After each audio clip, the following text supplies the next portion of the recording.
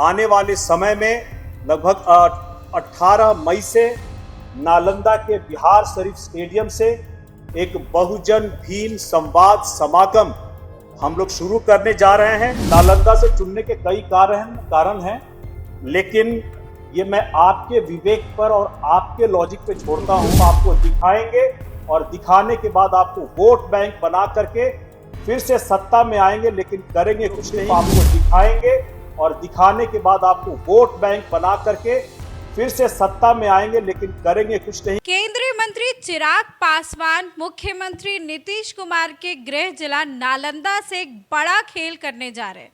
नमस्कार, मैं वैष्णवी, आप देख रहे हैं देशवा न्यूज।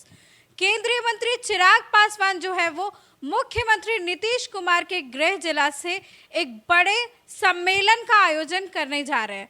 आपको बता दें कि बीते दिनों लोजपा रामविलास की पार्टी की ओर से एक प्रेस वार्ता का आयोजन किया गया। इसमें एलजेपीआर के सांसद अरुण भारती ने बड़ा खुलासा किया।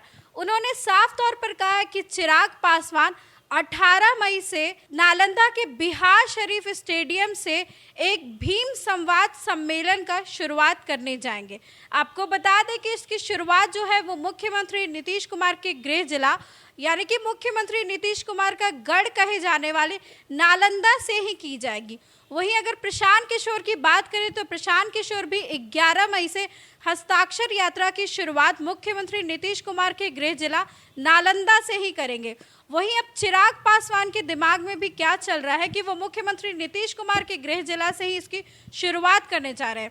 आइए सुनाते हैं कि अरुण भारती ने क्या कुछ कहा है। केंद्रीय कमेटी के फैसले से हुआ है, क्योंकि जब 1931 में जातीय जनगणना पहली बार की गई थी, वो बांटने के लिए की गई थी, वो बांटने का टूल किट था। अब जो जातीय जनगणना होगी वो जोड़ने का टूल किट है, वो जोड़ने का प्रयास है, जिसके लिए हमारे नेता और प्रधानमंत्री जी का बहुत बहुत आभार है। संविधान की कोई अगर संरक्षण उसकी रक्षा कर सकता है, कोई उसका संरक्षण कर सकता है, तो वो बहुजन समाज के लोग ही कर सकते हैं। बाकी जो दिखावे के लिए पॉकेट बुक बना करके घूम रहे हैं, वो लोग सिर्फ आपको दिखाएंगे और दिखाने के बाद आपको वोट बैंक बना करके फिर से सत्ता में आएंगे, लेकिन करेंगे कुछ नहीं। क्योंकि सत्ता में 54 साल रहने के बाद भी कांग्रेस ने कभी, लंबे समय तक सत्ता में रहने के बाद भी कभी उन्होंने जातीय जनगणना कभी पहले नहीं कराई थी।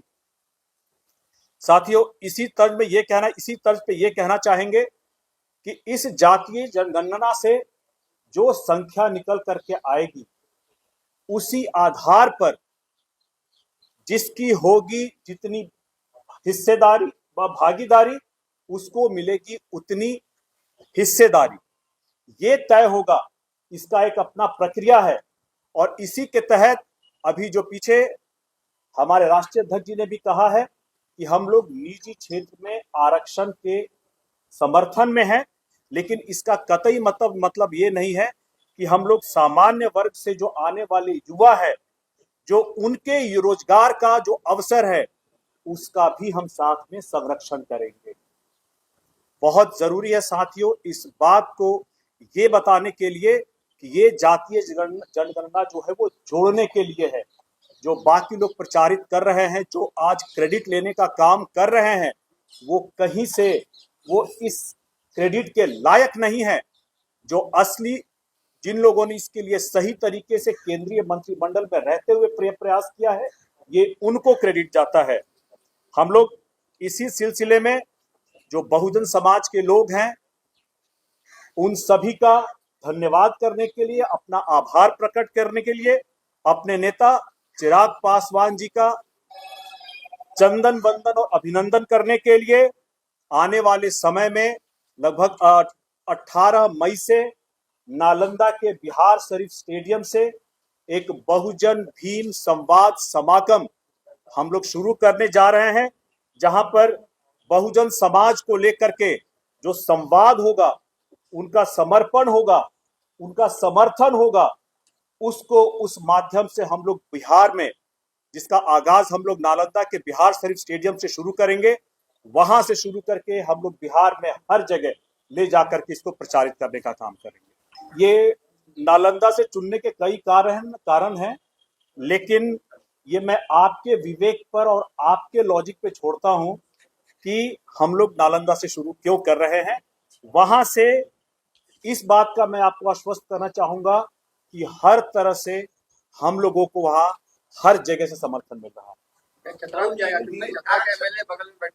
तो आपने सुना कि अरुण भारती साफ तौर पर कहते हुए नजर आ रहे कि चिराग पासवान अब यहाँ पॉलिटिक्स में एक्टिव होना चाहते, और उन्होंने पत्रकारों पर ही छोड़ दिया कि आप इसका लॉजिक समझे कि ये नालंदा से ही इसकी शुरुआत क्यों करेंगे। इस खबर में बस इतना ही। आगे की अपडेट्स के लिए देखते रहे देशवा न्यूज।